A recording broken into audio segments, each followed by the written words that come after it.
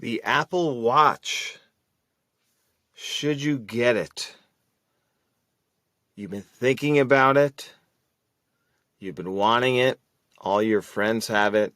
All the cool kids are getting them. Let me save you hundreds and hundreds of dollars by letting you know it was the worst purchase in the history of my life. Not good. I'll explain. You're thinking about it? Let me maybe help you with your decision.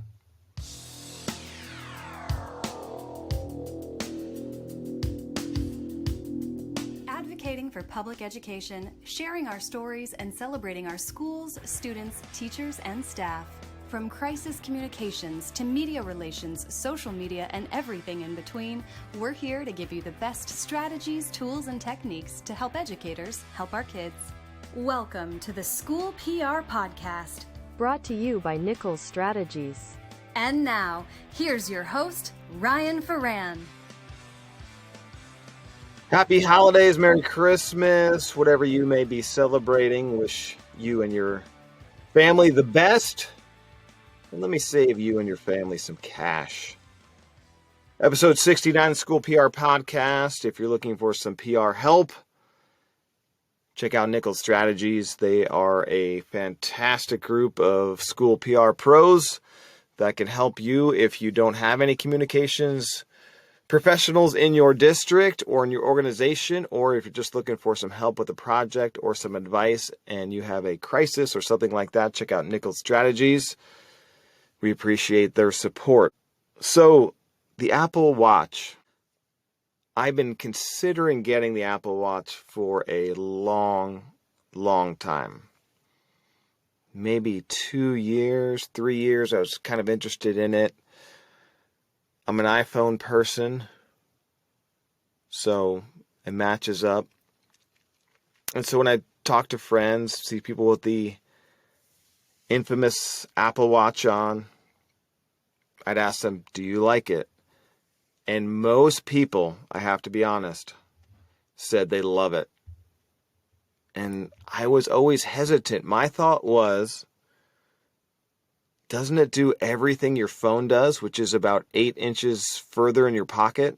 So you save a fraction of a second. It's on your wrist, but it can do not much more than your phone can do. What advantages, what benefits does it provide that my phone, my Apple phone, my iPhone doesn't do? And so when I talk to people, oh, I love it. It's so great, super convenient. And so I am definitely in the minority on this. And if you know me, I'm in the minority on a lot of things. But I asked people and they really liked it. And the number one feature was the fitness tracking. Used to be a big runner, still like to run a little bit when I can. And I always carried my phone with me because I like to track. I always use the GPS trackers, Map My Run or Strava, something like that. So I always had my phone on me. It wasn't a big deal. Phones are small. But the number one feature that everyone loves about the Apple Watch is the fitness tracking. And for me, I don't really need it. Steps to me, I don't really, that's nice if that motivates you, and that's fantastic. If you're like, oh, I only have this many steps, let me walk a little bit more. But walking for me is not the hugest benefit for exercise and all that. So I got it. I caved and I got the Apple Watch finally after a couple of years talking to a lot of people, and everyone said they liked it. Most people I know that had them, were wearing them, said they loved it. And I'm not sure all of them were being accurate with me because I finally caved. I got it actually on a Prime deal in July, so I didn't spend as much. I got the Apple Watch Series 7, the GPS, the cellular, the bigger one, the 45. And I've had it for 6 months now. I've been waiting to do this podcast. So I'm like, let me give it more time.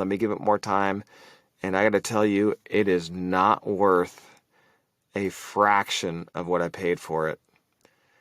It does everything that your iPhone does that is 8 more inches away in your pocket. It's distracting. You're in meetings, it goes off, you're looking at it as if your phone wasn't distracting enough. The texting on it, you can't text. If you think texting on a phone is difficult, try shrinking your phone times 10 and texting on it. It's impossible. Oh no, you can do voice to text. Yeah, you can do that in your phone too. The fitness tracker, it's so great. Put your phone in your pocket. It does the same exact thing. So, for me, I would never again buy an Apple Watch. Not impressed with it at all. You can't even listen to music on it. Like you can make phone calls on it and get phone calls. If you wanted for some reason to play some tunes or whatever, can't do that. And I'm sure there's more features that I'm not totally utilizing. It's not as user-friendly as the iPhone, and I just would not recommend it. So if you're one of those people like me that has been thinking for a long time, man, everyone has the Apple Watch, it's so cool, should I get one? It's kind of expensive. I would not do it. You are missing nothing. If you like the fitness tracker, you want to track your steps, you want to do that, check your heart rate or whatever, get a Fitbit for half, even less the cost. Get some knockoff brand that will track your fitness, your steps and all that, and you will pay so much less, and you're going to use your phone for everything else. So I tried it. I had it for 6 months. I've been waiting to do this podcast. I'm like, let me give it a try. And to be fair and to be honest, transparent, I probably haven't researched as much as I would. If I get a new car, I Google, I do YouTube, tips and tricks for the latest car, and I do all that. Haven't researched it too much into the Apple Watch, but it's just not as user-friendly. It's not as convenient as I thought it would be. And also, I love Apple, so it's not an Apple thing. I'm not one of the Apple haters. I had this same kind of hesitation with AirPods. For years, I was kind of intrigued by the AirPods, but my first instinct initially was they're going to fall out of my ears, which I was proven wrong with that. But I was like, I get the corded earbuds with the wires, with the phone for free. If I need to buy a replacement, it's $25. Why am I going to spend $200? Probably now you can get AirPod Pros for $150. Why am I going to spend that much more money when I can listen to things for free? Essentially with the regular earbuds with the wire. And I remember talking to my interns a few years ago and some people, and they said, no, AirPods are great. AirPods are great. Okay. Buckled, got the AirPods. That I highly recommend. I thought that was going to be a waste of money. The AirPods are amazing. I have the Pros, so I don't have the initial ones, the long ones. And they are worth every cent. Super convenient, easy, they don't fall out. Not having the wire is amazing, but they do a ton. They do noise cancellation. There's a transparency mode, so it actually picks up more sound if you're in a situation where you might need that. And you can talk to it, use Siri with it, skip songs. So while you're running, you're on the bike, you don't need your phone, you don't need anything, you don't need your watch. That purchase was really, really good. That's spending a good chunk of change for something that what does this do that, my normal earbuds don't do? And that purchase I love, and I've had them for probably 3+ years now. Same ones, no issues whatsoever, and that was a good purchase. Compared to the Apple Watch, not even close. So, I do this as a public service announcement. I like Apple, big fan, love the phone, had it for years. AirPods are amazing. If you're having FOMO of the Apple Watch, don't have FOMO of it.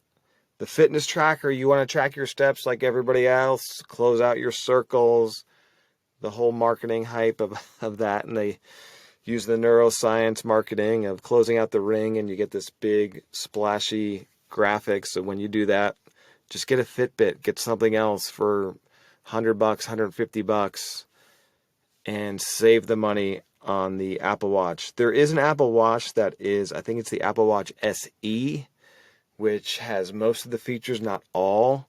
So if I was going to get the Apple Watch now, and I looked at that one, it's much cheaper than the 7, now the 8, and if you're listening to this, who knows when, the 9, 10, 12. I'd get the SE. It has most of the things you need. Some of the newer Apple Watches have the heart rate, EKG, and all that stuff.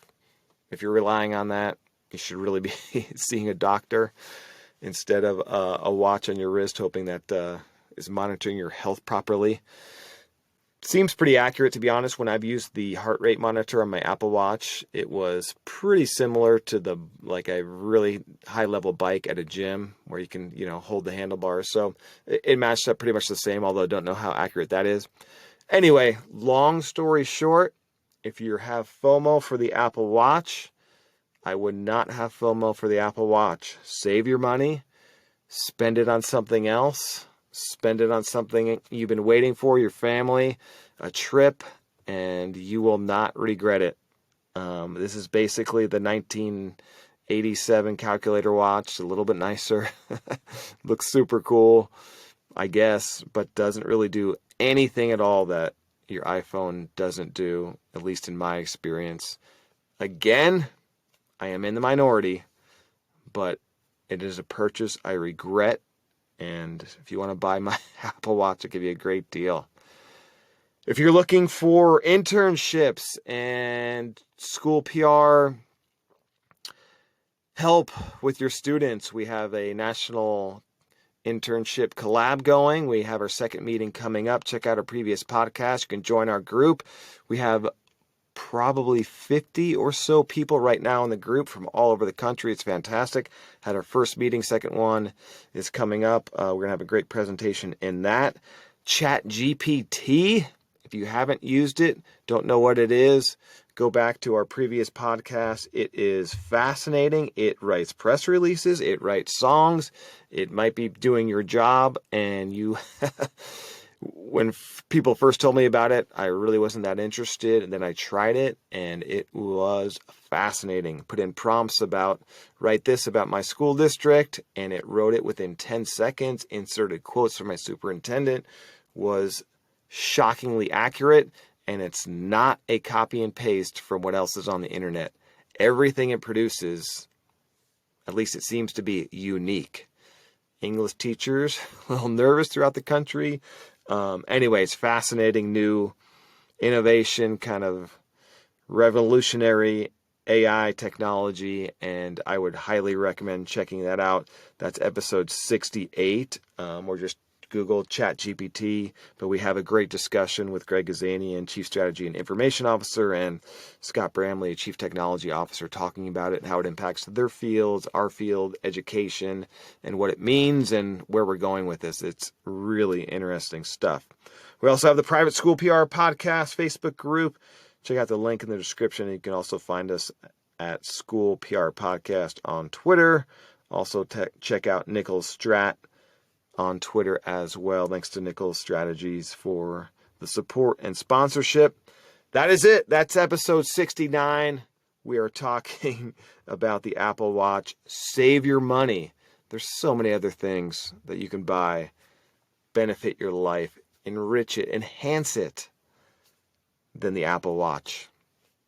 All right, that's it. Hey, everyone, appreciate you tuning in as always for the support with the School PR Podcast. You guys have been great. We keep bringing you as much new content and the like. And the Apple Watch isn't a total school PR thing, but we all know we're really reliant on technology in public relations and communications. So I know that's a tool that a lot of people use and have considered and have. So I thought I would do a quick review of the Apple Watch for you guys. Hey, thanks a lot. Check us out on Twitter, on LinkedIn, and Facebook as well. And we will talk to everyone real soon.